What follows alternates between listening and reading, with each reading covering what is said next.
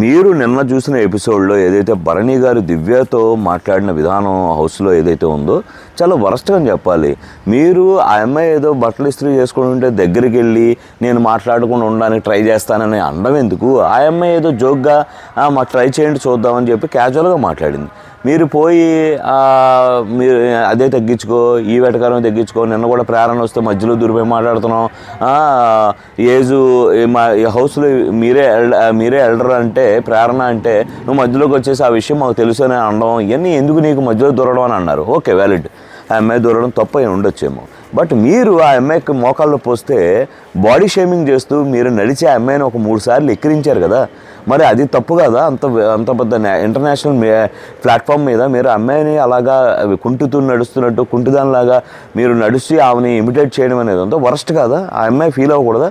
అదే అమ్మాయి చెప్పింది, సార్ మీరు అలా నడిచినప్పుడు నేను తీసుకున్నాను కదా, నేను జస్ట్ జోక్గా అన్నాను, నిజంగా మీరు ఎల్డర్ అనే మాట మీకు నొప్పిస్తుందంటే నేను అనను కదండి, బట్ మీరు అలా ఫీల్ అవుతారో నాకు తెలియదు, అయినా మీరు అన్నసరిగా ఎందుకు ఇప్పుడు ఇష్యూ చేస్తారో నాకు అర్థం కాలేదండి. నిజంగానే ఇప్పుడు ఎవరైతే నాగబాబు గారు వచ్చి వెల్విషర్స్ వచ్చి సలహాలు ఇచ్చి వెళ్ళిన తర్వాత ఎందుకో భరణి బాడీ లాంగ్వేజ్లో అవ్వచ్చు, మాట తీరులో అవ్వచ్చు, లాట్ ఆఫ్ చేంజెస్ వచ్చాయని చెప్పాలి.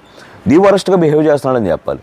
ఏదైతే తనూజ దివ్యకు మంచిగా ఉన్న రైవలరీ పోయి వాళ్ళిద్దరు బాగానే ఉంటే ఈయన లేని కోపాన్ని క్రియేట్ చేసుకొని కావాలని చెప్పి దివ్య విషయంలో టార్గెట్ చేయడం ఏదైతే ఉందో ఇది ఖచ్చితంగా ఆయనకు ఒక బ్లాక్ మార్క్గా ఉంటుంది బయటకు వచ్చాక కూడా అనేది నా ఉద్దేశం, నా ఫీలింగ్.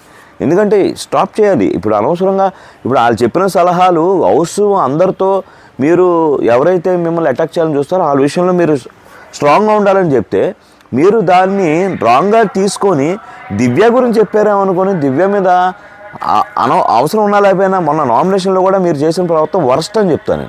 అలాగే నిన్న కూడా అనవసరమైన విషయం కదా, నీకేం సంబంధం?